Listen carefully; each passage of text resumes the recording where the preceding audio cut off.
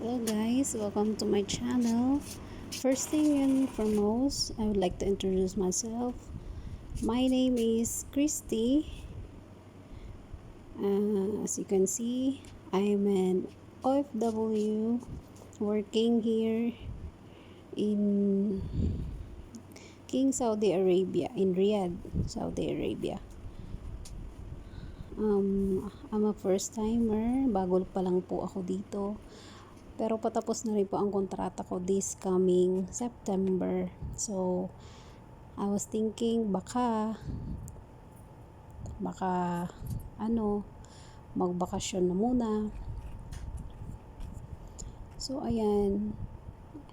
Pakita ko lang po sa inyo yung aking daily routine.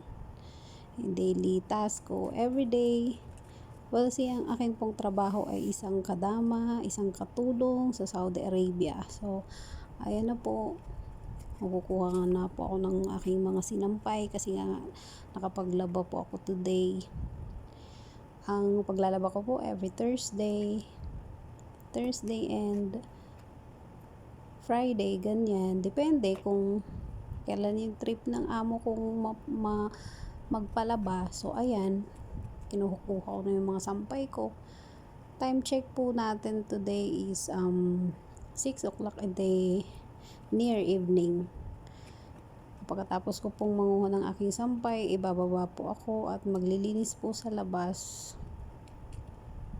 Ayan.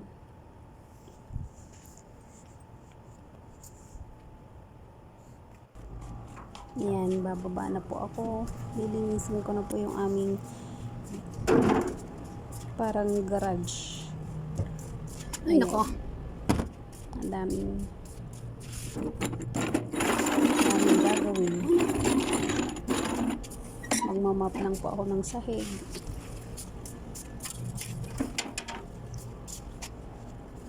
Yan lang po ang everyday na ginagawa ko sa 2 taong kong pagtatrabaho dito sa Saudi. Kahit pagod ka, syempre, kahit pagod ka sa trabaho mo, dapat hindi mo iisipin sumuko, 'di ba?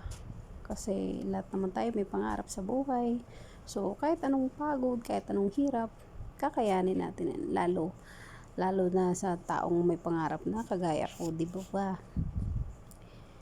So, ayan, magmamap lang po ako.